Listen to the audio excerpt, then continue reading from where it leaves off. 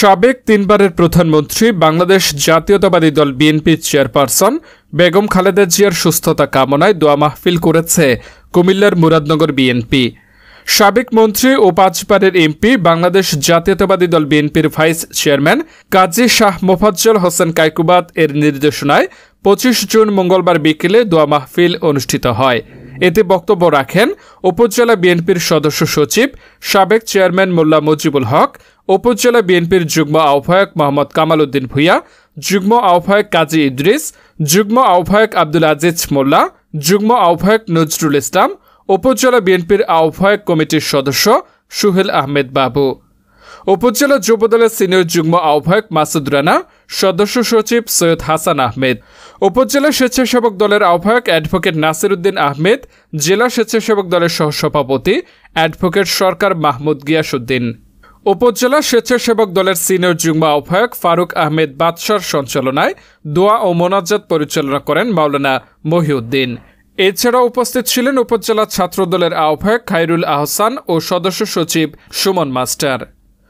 দোয়া ও মোনাজাতে সাবেক প্রধানমন্ত্রী বিএনপির চেয়ারপারসন বেগম খালেদা জিয়ার সুস্থতা কামনা, বিএনপির ভারপ্রাপ্ত চেয়ারম্যান তারেক রহমানকে দেশে ফিরিয়ে আনা ও সাবেক মন্ত্রী কাজী শাহ মোফাজ্জল হোসেন কায়কুবাত এর সুস্থতার জন্য দোয়া করা হয়। সবচেয়ে জনপ্রিয় নেত্রী দেশনেত্রী বেগম খালেদা জিয়া জালেমের কারাগারে বন্দী। ওনাকে সঠিকভাবে চিকিৎসা নেওয়ার কোনো সুযোগ দিচ্ছে না।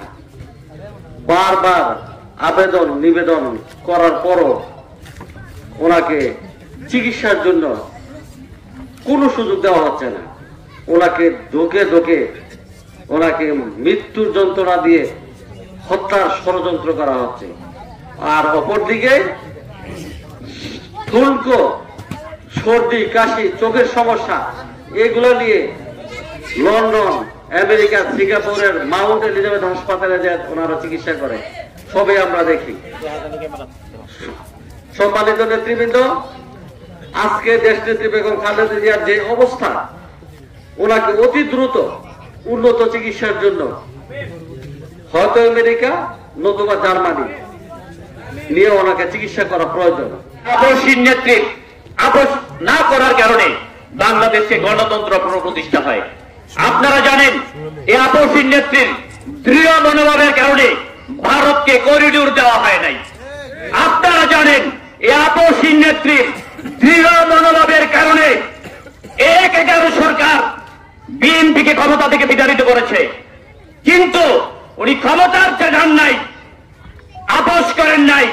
আজকে এই দেশ একটা অবরুদ্ধ অবস্থায় আছে। দেশনেত্রীকে অবরুদ্ধ করে সাজা দেওয়া হয়েছে একটা কারণে, উনি ভারতের কথা মতো চলবেন না। উনি দেশের যে অধিকার, গণতন্ত্রের যে অধিকার, সার্বভৌমত্বের যে অধিকার, তার সাথে আপোষ করেন নাই। এই জন্য ওনাকে সাজা দেওয়া হয়েছে। উনি যদি মেনে নিতেন তাহলে আজকে ওনাকে জেলে থাকতে হতো না। আজকে আমরা একটা প্রতিবেদন দেখেছি, ওনার যে রোগ, এই রোগ শুধু আমেরিকা, জার্মানি, লন্ডনে চিকিৎসা হয়, পৃথিবীর অন্য কোন দেশে হয় নাই। কিন্তু এই সরকার পরিকল্পিতভাবে ওনার চিকিৎসাকে বাধাগ্রস্ত করেছে, যাতে উনি কি মৃত্যুর মুখে পতিত হন। মৃত্যু মুখে পতিত করার জন্য ওনাকে সাজা দেওয়া হয়েছে। আজকে আমাদের নেত্রী জীবন সন্দিক করে আপনাদের কাছে করজোড়ে দোয়া চাই, গায়ে মানবাকে দোয়া করবেন। আপনার রহমত ছাড়া ওনার বেঁচে থাকার সম্ভাবনা ছিল। সবাই গায়ে মনোভাবকে দোয়া করবেন, আল্লাহ যেন ওনাকে নেকায়াত দান করেন। গণতন্ত্রের কোন প্রতিষ্ঠায় যেন আমরা ওনাকে পাই, এই জন্য আপনারা সবাই দোয়া করবেন। আপনাদের সবার কাছে দোয়া চাই। আমাদের তারুণ্যের অহংকার তারেক রহমান সাহেবকে মিথ্যা মামলায় সাজা দেওয়া হয়েছে।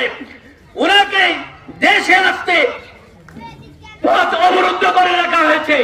আমাদের মুরাদনগরের জননন্দিত নেতা আলহাজ কাজী শাহ মোফাজ্জল হোসেন কায়কুবাত সাহেবকে সাজা দেওয়া হয়েছে। কেন দেওয়া হয়েছে? মুরাদনগরের জনগণ ওনাকে ভালোবাসে, এটাই ওনার অপরাধ।